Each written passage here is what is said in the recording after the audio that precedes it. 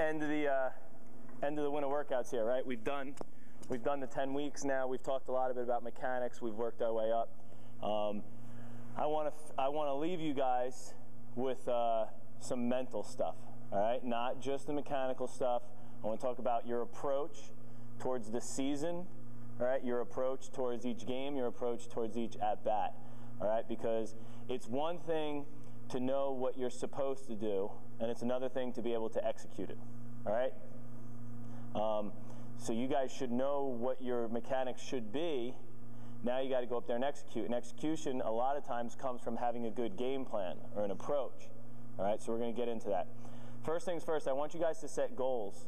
All right, set some goals for this year if you haven't already. Who's already set a goal for the year? What? Give me some goals, Avery. Yeah. Secret, all right. Who's got one that they can share? Get pulled up the varsity. That's a great goal. What else? Wait, high school or? Goals, yeah. Goals. I mean, baseball related, I would like 400 or higher. Batting average. Okay. Talk about that. The devil. Batting average is the devil. Start on your base. To earn a starting spot. All right. Throw no hitter. No hitter. There we go. All right. So, guys, write those goals down. All right. What I want each and every single one of you guys to do is to go out and buy a little notebook. All right. You know what I'm talking about? The one that like flips and you can write in there. That's going to stay in your baseball bag all year. All right. And when you fill it up, you're going to get a new one. That's your baseball notebook. Does anyone have a baseball notebook? Okay. Everyone in our organization is going to have a baseball notebook. All right. What are you going to do in that book?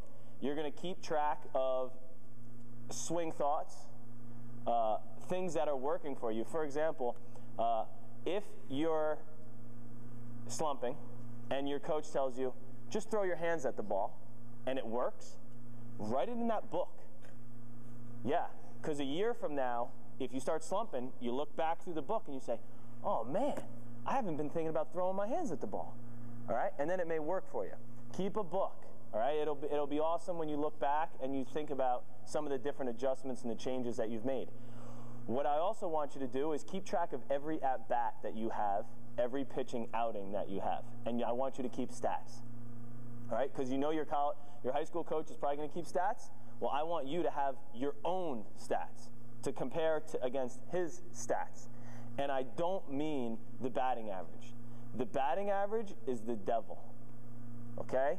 It is a selfish stat. It is useless to me. Useless.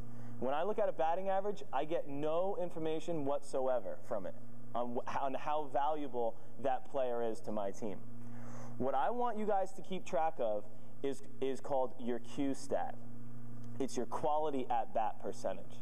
How many times do you go up there and hit the ball hard? All right? If you hit a line drive to the center fielder, you're 0 for 1. Your batting average didn't go up. But that line drive to the center fielder is going to raise the confidence level of the rest of the lineup. The guy hitting behind you now feels better coming up. You feel better, right? That's a quality at bat. So what you're going to do in your little book is you're going to write L8, right? So that you know your batting average didn't get a point. But you're going to write a line above the L, right? Meaning you hit the ball hard. Or the L means line out. So you know you hit the ball hard. And then next to that, you're going to write a Q. Okay? Let's talk about some other ways to get a Q without getting a hit. Can anyone think of a way? Sacrifice fly, 0 for 0, but you get a Q. So you're actually 1 for 1. Sacrifice bunt, you're 0 for 1. At least a sac fly, they don't take one away from you. When you sacrifice bunt, when you lay one down for your team, they give you an 0 for 1, right? So what does that cause us to do? If we care a lot about our batting average and we're selfish, do we want a sac bunt? No, because we're selfish. And we don't want a sac bunt because we're going to go 0 for 1, just trying to move someone over, and we don't agree with it. The coach is making the wrong move. So what happens? We don't get the bunt down. Now we're 0-2, and instead of being 0 for 1 with the sac bunt, we strike out. Because we were selfish, we didn't want to put the bunt down, we didn't want to hurt our batting average. So instead of going 0 for 1 with the sac bunt, we're now 0 for 1 with a K.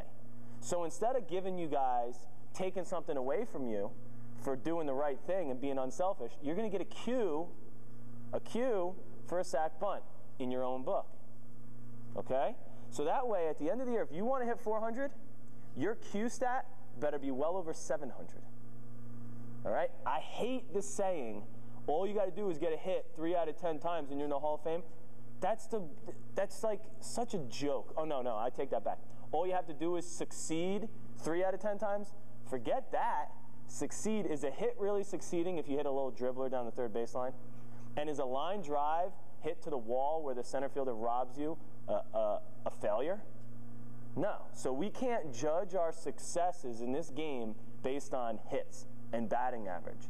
We got to keep the Q stat to really see how valuable we are and how good we're doing. If your Q stat is under 300, you're not helping the team. That means you are literally having success 3 out of 10 times. That is not acceptable. That means you're not even hitting the ball hard more than 3 out of 10 times.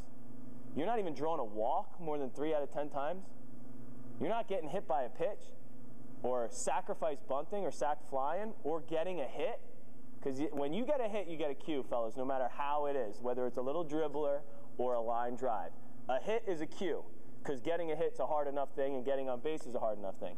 What other ways can we get a Q? I just said some. You got a walk, you got a hit by pitch, you got a sack fly, a sack bunt, a hit. What else? Moving a runner, absolutely. 0 for 1 in the book. You move a runner, right, which I saw Pujols do in a game in a couple days ago. I'm wondering why he's taking these bad hacks. He moved a runner, the guy up behind him flies out to left, sack. He gets a sack and an RBI. Pujols went 0 for 1. He got nothing for moving that runner. The guy behind him got the sack, and the other guy got the run. Pujols got nothing, but the team won. And that's why we keep the Q stat, because moving the runner is a Q. Helps the team playing the game the right way. What else? Yes, a long at bat. I'm talking 12 pitches if you don't get a hit. All right, if you don't get a hit or if you don't get on base, but you made the pitcher throw 12 pitches, which is a full inning's worth of work, I'll give you a quality at bat. If you strike out on the 13th pitch, even though you struck out, I'm going to give you a quality at bat. You know what you just did for the team? You know what you did for the guy hitting behind you? To make that guy throw 13 pitches just to get you out? Quality at bat. What else? Well, how about a hard hit ball that you don't get anything for? A hard hit out. Quality at bat. All right? If you get to 2 strikes battling and you hit an absolute hard ground ball to the shortstop, I mean a rocket hard ground ball, with 2 strikes and you hit a rocket hard ground ball to shortstop, what more can I really ask for? I'll give you a quality at bat. All right? If you reach base on an error, quality at bat. Why? How does that make any sense? You reached base. You didn't strike out, did you? No. You didn't pop up. Maybe you did pop up and the guy dropped it, but you didn't strike out. It's a way for you guys to go up there without so much pressure on yourself to get a hit. Because getting a hit, honestly, doesn't mean you did anything right. You could have done everything wrong and got a hit. And you could do everything right and get out. And I want you guys to have a clear indication of how many times you're winning the at-bat. If your Q stat is 600 or higher, you're doing good. If your Q stat's under 600, honestly, that means you're 1 out of every 2 times you're having a successful at-bat, and I'm giving you points or giving you a Q for a hard hit ball. That means if I were you guys, I would go up there from the very first pitch looking to hit the ball hard and be done with it. Why? You got your Q. If I go up there 0-0 and I rip a line drive to the second baseman and he catches it, who cares? I only saw 1 pitch. I don't care if I'm the coach that you only saw 1 pitch. What I care about is, did you hit the ball hard? Yeah? Q. Bottom line. This game, it's hard enough to find the holes out there. All right? It's hard enough to hit the ball hard. So I'm going to give you credit for it when you do it. All right? Now, if you want to go up there and hit the ball hard, you got to be setting up game plans. Right? You can't just go up there and hope that you hit the ball hard. All right? You can't. you got to set up a game plan. When does your game plan start for your at-bat? When do you start planning for your at-bat? When? Arriving to the field. You might be setting up a game plan for the day, but I'm talking about when does your game plan for your upcoming at-bat start? On deck? Way before that. Yeah. My first glance at the pitcher is preparation for my next at-bat. Once I can see what he looks like. Because honestly, the way I'm going to prepare for my day, if Spencer Shores, a big righty's pitching, and what's your name again? Adam, and a lanky lefty, what I'm going to be doing, their pitches are completely different. All right? A righty curveball, slider, fastball is a lot different than the lefty fastball, curveball, changeup. All right? So how I'm going to get my hits against Adam, right, is a lot different than how I'm going to get my hits against Spencer that day. If I'm facing a lefty, I'm more likely to get my hits to the right side of the field. He's got a two-seamer running away from me. He's got a loopy curveball I'm going to try to stay inside of. If I got a righty up, more likely I'm going to get my hits up the middle, or probably the other way still, because that was my approach 90% of the time. But if he's throwing a loopy curveball from the right side, I can't hit that ball the other way. So I have to know what my pitchers throw so I can go up there with a game plan and possibly eliminate a whole side of the field that I'm trying to hit the ball to based on how the pitcher throws and what pitches he throws. I, most of the time, would eliminate all of left field from where I was trying to get my hit. Because most of the time, I didn't think the pitchers had anything on me, and I was trying to see it deep and wait and see it and not be early, So I tried to eliminate the whole left side of the field from where I was trying to hit the ball. It helped me stay back. It helped me with my game plan. All right? So setting up game plan starts from the very second you can scout the pitcher. Now, on deck, what are you doing on deck? Timing him up. Absolutely. You're watching the pitcher, and every single pitch that he throws, you're taking an imaginary swing on. You're loading up, and you're timing it. And you know what? Start to play the game. If it looks like a good pitch leaving his hand, go ahead and swing. You may be late, you may be on time, go ahead and swing. If it looks like a bad pitch leaving his hand, take. All right? That way you're timing, you're ready when you step in the box to execute from the very first pitch, 0-0. How many of you guys have stepped into the box and waited to time the pitcher until the first pitch in the box? We've all done it. Don't even say you haven't. All right? You're putting yourself in a hole. The chances of you getting a cue, going into the box, not ready, going into the box, trying to then get ready, your chance of getting a cue go down a lot once you fall behind and get one strike. All right? Statistically, fellas, and let's talk about the batting average here, because that's unfortunately what the big leagues keep track of, is batting average and on-base percentage, which is closer to the cue than the batting average, but it still doesn't account for all the other ways to get a cue. Statistically, fellas, in an 0-0 count, you're going to hit about 300. In a 1-1 count, you're going to hit about 290. In a 1-2 count, you're going to hit like $150, 150, because you get two strikes.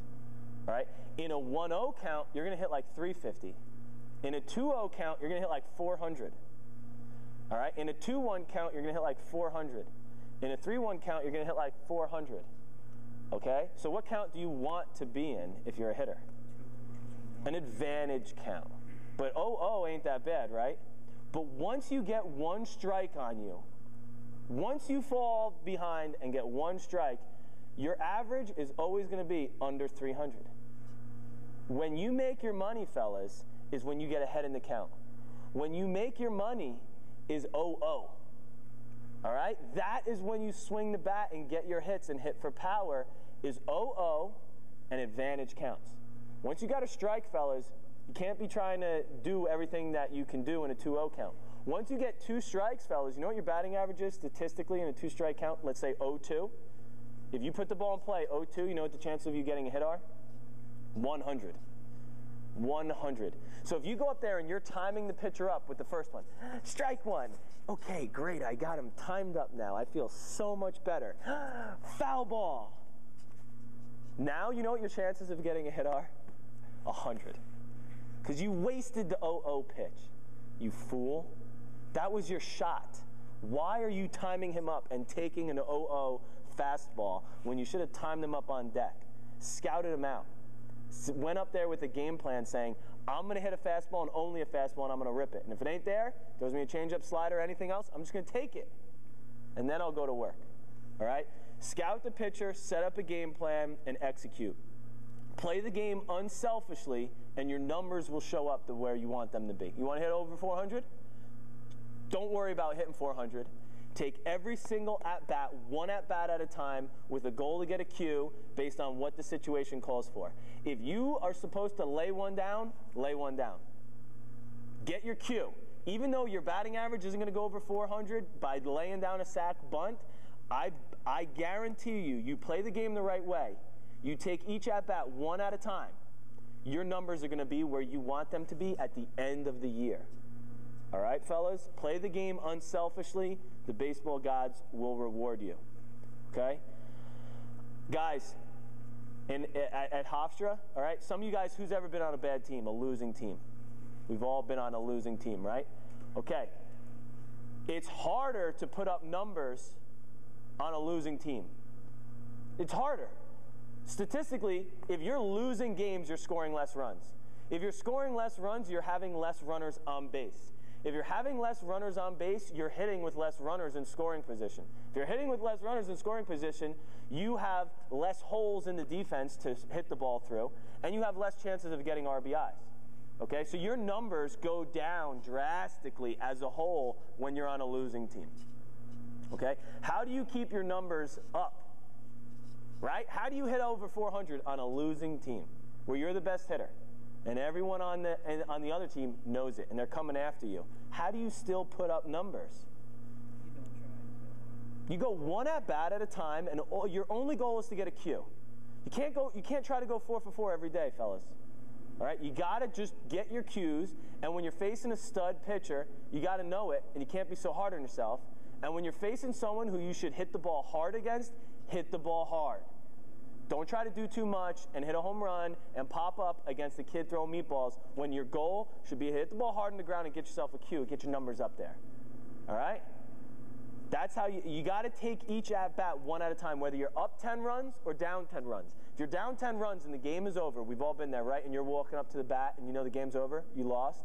Don't be selfish and try to get a hit. Play the game the right way and try to get a Q. If you get hit by a pitch and you're down 10 runs, don't be all crying and upset. Be excited, be happy, because that's another Q in your book. All right? And I don't care if your team loses 10-0. If you got 5 Qs in your book at the end of the day, you could sleep well that night, right? Because you know you did everything possible. You had 5 quality at-bats in a game where your team lost 10-0. I'm sorry, I'm sleeping well that night, fellas. I'm not that guy that's going to cry every time we lose, all right? I'll cry if we lose because I blew it, all right? If I blew it for you guys because I dropped the fly ball or I walked in the winning run, I'm going to be upset at myself. But if I went 5 for 5 with 5 Qs and we lose 6-0, and I didn't make an error in the field and I didn't do anything wrong and I picked my teammates up and I had a good attitude, why am I going to beat myself up over it? This game is a team game. It's individual. A lot of it's individual. And you can keep yourself sane by playing the game the right way, putting up numbers for yourself, keeping a book for yourself. All right? It'll keep you sane. If all you're looking at is, oh, we're 1 and 2, we're 1 and 6, we're 2 and 8, you're going to suck. You're not going to put up numbers. You're just going to go out there and you're going to just suck every day. All right? But if you go out there and you're like, we're 2 and 8, but I'm going 5 for 5 today with 5 Qs. All right? Then you're going to come out with the numbers at the end of the year where you want them to be. Guys, and coaches look at numbers. All right? College coaches can't scout you guys during your school year. They can't. They're playing college ball. Don't expect to see any college scouts at your games during school ball, unless it's playoffs, unless you got some kid throwing 95. No one ain't going to be there. So how do they know whether you did anything at all successful during school ball? Numbers. That's it. All county, all league. I hit 500. I got 3 home runs. That's it. It's the only thing that you could take out of school ball. And you guys that got cut from school ball, it doesn't matter. It does not matter. You want to know why? Because there aren't going to be any coaches there looking for you guys. And if you were on school ball, but you don't got no numbers to prove it, you're in the same boat as the guy who didn't play school ball. Because nobody knows or cares what you do during school ball unless you put up numbers. If you put up numbers, that can be used to help you. If you don't put up numbers but you're on the school team, you're in the same boat as the kid who wasn't on school team because you don't have any numbers to show for it. So it doesn't matter for you. But if you're getting the opportunity during school ball to do something, put up numbers and keep track of those numbers because that's what's going to help you at least show the college coach something that came from your school year. Otherwise, they're going to scout you during travel ball, they're going to scout you at the showcases and the prospect camps that they hold at their clinics, and they're going to judge you on that day right there in front of them. I'd rather judge a kid looking at him myself right there in front of me and decide whether I want him on my team or not than looking at all the numbers and stats from school ball and not having you see you to play a game. All right? I'd rather look at you and make the decision on my own than trust some numbers that some high school coach probably inflated anyway to make you look better. All right? All right. Guys, know when to take a pitch.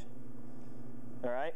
And I'm happy I got two of my coaches here that are head coaches going to be leading you guys out there because I want my coaching staff to understand when to take a pitch and when to let the kids swing the bat. All right? Can you guys give me an example of when we should take a pitch? 3-0. 110% of the time, I want you taking a 3-0. You know who I give the 3-0 swing to? One kid in this whole organization. Can anyone name him? No. Mike Rachin. Mike Rachin's at Suffolk Community right now. Last year, he hit 7 home runs in school ball. I mean, in summer ball, wood bat 18U, 7 home runs. The next closest kid in our team had 1, and no one we played against ever hit a home run off our pitching staff.